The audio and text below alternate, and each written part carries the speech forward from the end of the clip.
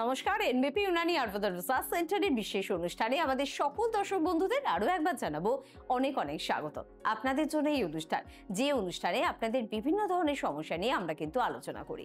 জীবনের সবথেকে বেশি আনন্দের কি জানেন তো? স্বাধীনতা। আপনি নিজের কাজগুলো নিজের মতন করে করছেন, সেখানে বাধা দেওয়ার কেউ নেই।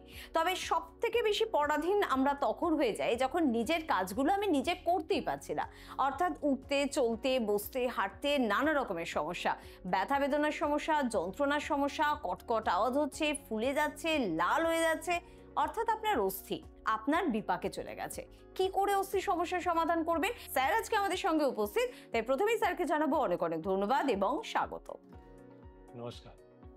পাশাপাশি অবশ্যই কিন্তু রয়েছেন আপনারা, আপনাদের জন্য আজকে আলোচ্য বিষয় অবশ্যই অস্থির সমস্যা। এখন খুব অল্প বয়সে খুব তাড়াতাড়ি এবং প্রত্যেক দিনই আমরা অস্থির সমস্যায় ভুগছি, কেন হচ্ছে এটা?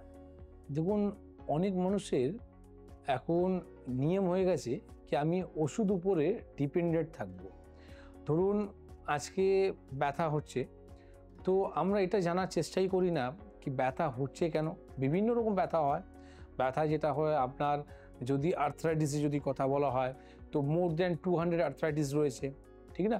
তো এই যে 200 প্রকারের যে বাত রয়েছে, কোন বাতের জন্যে কি ওষুধ আপনি খাবেন, ওষুধ খেয়েই নাকি ভালো থাকবেন, এই কনসেপ্ট এখন আর ভুলে যান।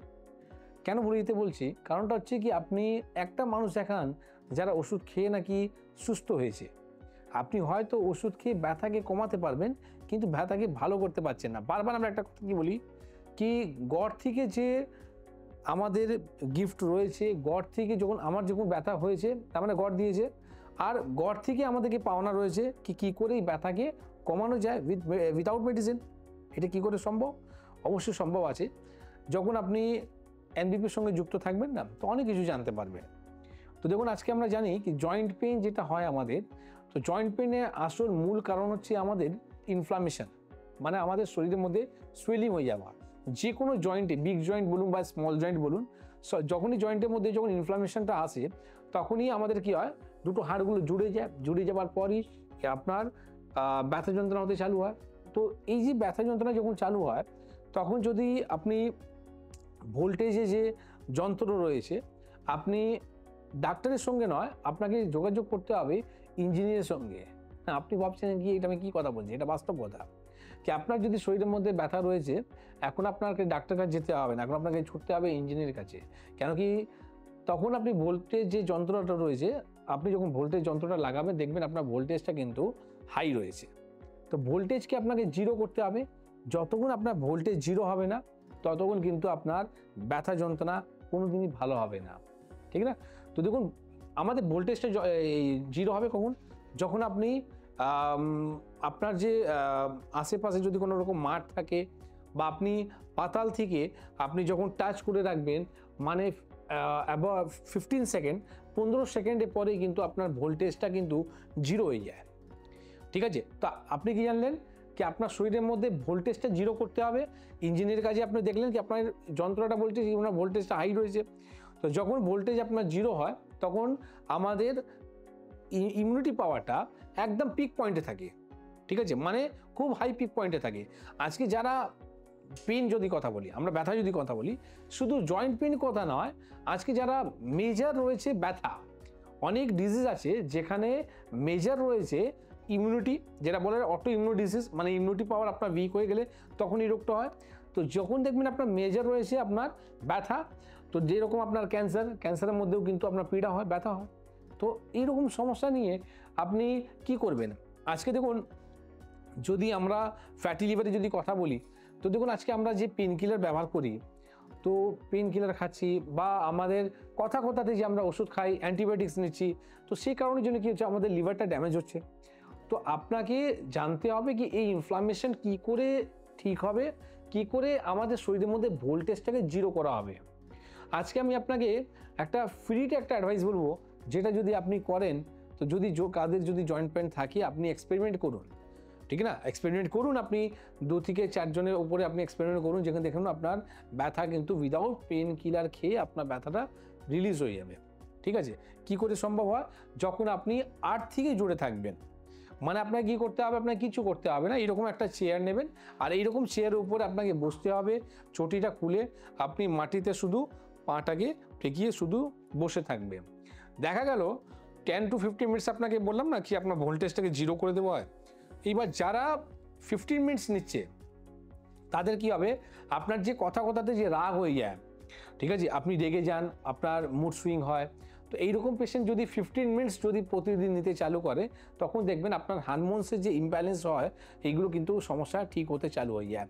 কিন্তু যারা দেখা গেল আধ ঘন্টা মানে 30 মিনিটস 30 মিনিট যদি আপনি নিতে চালু করেন তাহলে কিন্তু দেখা যায় আপনার শরীরের মধ্যে কি ঠিক হবে, আপনার শরীরের মধ্যে ঠিক হবে প্যালপিটেশন, মানে আপনার কোনো রকম যদি আপনার হার্টের সমস্যা যদি হয়ে থাকে সেই হার্টের সমস্যাটা আপনার ঠিক হবে। এইবার 45 মিনিটস যদি আপনি নিতে চালু করেন তাহলে ক্যান্সার মতন সমস্যা, যেখানে আপনার মেজর বলা হয় কি ব্যথা, সেরকম আপনি ক্যান্সার মতন সমস্যাকে আপনি আগামী দিন আস্তে আস্তে ভালো দিকে যেতে পারবেন। আর যদি আপনি 1 ঘন্টা যদি নিতে পারেন তাহলে এই রকম ব্যথা যন্ত্রণার জন্যে ফ্রিতে আপনি পেন কিলার পেয়ে গেলেন, মানে উইদাউট মেডিসিন আপনি 1 ঘন্টার মধ্যে আপনার ব্যথাকে আপনি কমাতে পারবেন। একদম। তবে এগুলো কিন্তু একেবারে আমরা ভুলেই গিয়েছি। মাটিতে পা রাখাটা এখন আমাদের সময় দেয় না বা সময় পারমিটই করে না যে এইটুখানি আমি আমার জন্য করতে পারবো। তবে যদি করে উঠতে পারি না, জীবনে অনেক কিছু কিন্তু অদল বদল করে ফেলতে পারি। এরকম বিভিন্ন গুরুত্বপূর্ণ দিক নিয়ে আমরা আলোচনায় আবারও ফিরবো। তবে কে আছেন একটু দেখবো। নমস্কার। হ্যালো, হ্যাঁ একটু জোরে বলুন, কে বলছেন? হ্যাঁ বলুন, কি সমস্যা?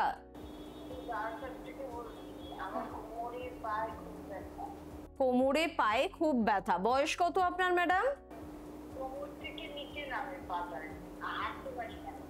আচ্ছা, বয়স কত আপনার?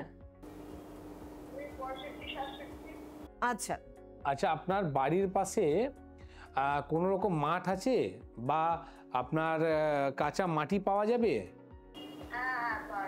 আচ্ছা, আপনার মনে হয় কি কোনোদিন আপনি চটি ছাড়া আপনি হেঁটেছেন বা ওই রকম আপনি ওর উপরে পা দিয়ে রেখেছেন?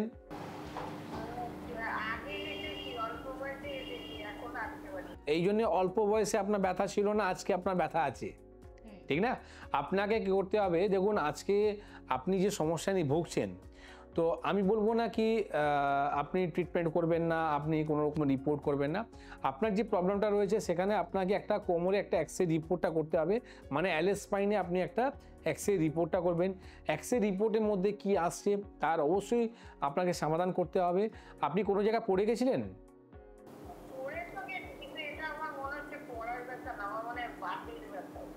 না, এবার আপনি এটা কি করে বুঝলেন? এটা তো আপনি ডাক্তার নয়।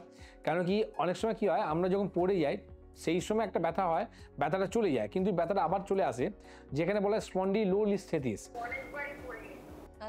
তাহলে আপনি ডেফিনেটলি আপনি একটা এক্স রে রিপোর্ট করুন মা, কারণটা আপনার দরকার আছে। যেখানে কি হয়, আমাদের যে স্পাইন আছে না, সিদ্ধাটা আছে, সিদ্ধার মধ্যে যে হাড়গুলো থাকে একটা উপরে একটা যে বসে থাকে তাকে বলা হয় ভার্টিব্রা। এইবার কি হয়, এই ভার্টিব্রাটা সরে যায়, মানে ডিসকোয়ালেটেড হয়ে যায়, যাকে বলা হয় স্পন্ডিলোলিস্থেসিস। ঠিক আছে, তো এখানে ডাক্তারবাবু আপনাকে পরিষ্কার বলে দেয় কি আপনাকে সার্জারি করতে হবে, সার্জারি ছাড়া কিন্তু কোনো উপায় নেই। কিন্তু আমি আপনাকে বলবো সার্জারি ছাড়াও কিন্তু উপায় আছে, যেটা আপনাকে কি করতে হবে, এক্স রে রিপোর্ট করার পর আমরা আপনাকে বলবো কি আপনার এই সমস্যাতে কি করে বেরোতে হবে। এখন আপাতত যেটা করতে পারেন সেটা আমি বলবো আপনাকে ফ্রিতে অ্যাডভাইস একটা, যখন আপনি ফোনই করলেন এই আলোচনায় চলছিল, আপনি অবশ্যই ট্রাই করুন। আপনার বাড়ির পাশে যদি কোনো মাঠ থাকে, যদি কাঁচা রাস্তা থাকে, আপনি একটা চেয়ারের মধ্যে নিয়ে শুধু বসে যাবেন চটি খুলে, ঠিক আছে, আর সেই জমির উপরে পাতার উপরে আপনি শুধু পাটা দিয়ে বসে থাকবেন। 1 ঘন্টা করবেন, প্রতিদিন 1 ঘন্টা, ঠিক আছে। আর 7 ডেজ পর আপনি আমার চেম্বারে আসবেন। 7 দিনের মধ্যে আপনি বুঝতে পারবেন ব্যথাটা যদি আমি 5% যদি আপনার রিলিজ করতে পারি, তো আমি তো কোনো ওষুধ দিলাম না আপনাকে, মানে উইদাউট মেডিসিন যদি আপনার 5% যদি ব্যথাটা কমছে, তো দিস ইজ মেডিসিন। আর আপনি যদি মেডিসিন খেয়ে যদি ব্যথাটা কমাচ্ছেন, this is not a medicine, this is সবসময় থাকছে আপনার ড্রাগস।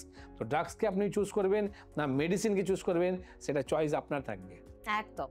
সঙ্গে থাকুন দিদিভাই, ভালো থাকুন দিদিভাই। আর ভালো থাকার সিক্রেটটা কিন্তু অবশ্যই জানেন এনবিপির অভিজ্ঞ চিকিৎসকেরা। কিন্তু দুঃখের বিষয় কি বলুন তো, এই মাটি এখন কোথায় পাবো?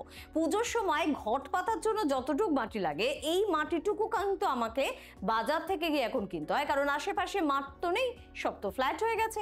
প্রকৃতির থেকে একটা দূরত্ব আমরা নিজেরাই কিন্তু তৈরি করেছি, এবং এই দূরত্ব যে দিন দিন বাড়ছে, এগুলো কি আমাদের শারীরিক সমস্যাকেও ডাক্তারবাবু একটু একটু করে বাড়াচ্ছে? কারণে আগে যে সমস্যাগুলো হতো না অল্প বয়সে, এখন আমরা সেই সমস্যাগুলোর সম্মুখীন হচ্ছে। এক্স্যাক্টলি, আজকে এই কারণের জন্যেই আজকে এই প্রোগ্রাম করা, এই অ্যাওয়ারনেস প্রোগ্রামটা করা।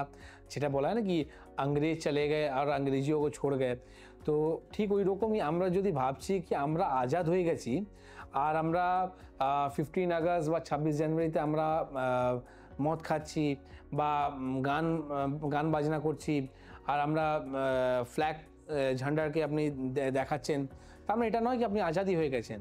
এখন আপনি কিন্তু কিছু মেডিসিন আছে, যারা মডার্ন মেডিসিনের কথা বলি, তো তারা কোথা থেকে আসছে? 70% থেকে বেশি মেডিসিনগুলো চায়না থেকে আসছে।